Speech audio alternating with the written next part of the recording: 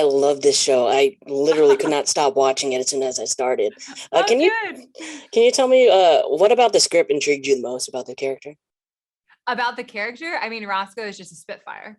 Yeah, From the first scene that she appears on the page, you can tell that she has a real perspective, opinion, and idea of what she wants to do about a situation. yeah, And I think playing a character who kind of has that much drive is always a really fun opportunity. And I also loved the dynamic that is even set up in that first episode between her and Reacher. And I was really excited to kind of get to see where that goes and read more about Roscoe. yeah. What do you think her first impression was when he walked through the door, zip tied, with her colleagues? I mean, I think that her first impression was probably why are there zip ties on this man who seems so calm? I think that working in an all male precinct in southern Georgia with a lot of machismo men Yes, is a situation that Roscoe finds funny at best and infuriating at worst. And I think that there's an interesting dynamic created there where you kind of see her tension in her own job, and then you get to see a kind of whole different side of her interactions with Reacher, who yeah. is very, much a tough guy in a lot of ways, but a very different sort of person than she's used to dealing with at her Definitely. work. Definitely. Were you familiar with the source material, and did you see any similarities between Roscoe in there and in this story? Yeah, I think that the Roscoe in the books is definitely a little bit different than our Roscoe that Nick has written. I think that the Roscoe Nick imagined was definitely a little bit more of a tomboy. Hmm. And I think I kind of took that and I ran with it. And I think that there's also something kind of so self-sufficient about the Roscoe that Nick has kind of imagined. And I think that that's a really interesting direction for the character to take. Definitely. Now, did Nick give you any creative freedom to add some little things to Roscoe that weren't necessarily written on the script?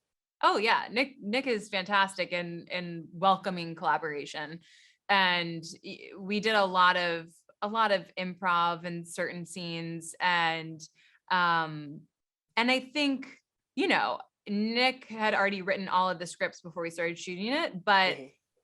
certainly there were changes that were made as we were shooting because of certain things that we were bringing, or certain things that we kind of wanted to add more of, um, because we'd found success in the way they played in other episodes. Yeah. Now, can you describe how it was working with Alan in some of these scenes? Because as some of us know, Alan's always played like the goofy, like fun-loving guy, but here he's just kind of a straight arrow, so serious. What was it like filming with him during the series? I mean, Alan is definitely a goofball. We had a lot of fun shooting together. I think that off screen we had a really fun dynamic that I certainly think kind of bled into our on-screen time together as well. Mm. And I mean, there was always goofing around. He had a scooter on set, and we would just like zip around the halls on the scooter together, much I think to the chagrin of our producers. Yeah, But yeah, we had a great time shooting. It was, Alan that's is such awesome. a fun person to get to shoot with. Now, Roscoe's character, I think she does a lot for Reacher that we don't really notice until like later on in the series. What kind of things do you think that she did for him that kind of helped him grow throughout the series? Hmm. I think that Roscoe, I think that the great thing about Roscoe and Reacher's dynamic is that Reacher is very sure of himself and Roscoe is very sure of himself. And I think that when two people who have a very keen sense of who they are come together, they don't ask the other person to change. Hmm. And I think that the fundamental thing that Roscoe offers Reacher is an acceptance for who he is. Yeah. And she doesn't need him to change. She just offers opportunities for him to open up in ways that he maybe hasn't before. Hmm. And and kind of supports the choices that he's making Yeah. as far as she can without being complicit in things that are maybe Yeah. bad to be complicit in. Now, you filmed a lot of fun scenes during the show. What was the most exciting thing or fun thing for you to actually do, whether it be action Mm, scenes, fight scenes? yeah. I, as an actor, love a real talky scene. Okay. And I think that some of my favorite scenes were the scenes with Alan and Roscoe in the motel Hmm. when they're coming back from the honky tonk. Yeah, yeah.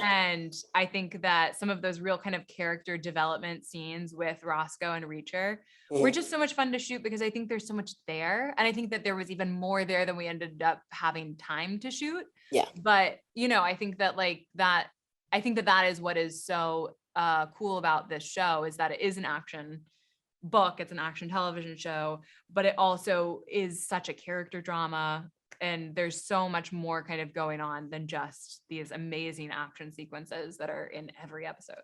yeah. Now, there, you have a deep story, like things that we didn't really get to explore in the series. Is there some story arc that you hope you get to explore in maybe future seasons? Mm. I mean, I think that there's a lot.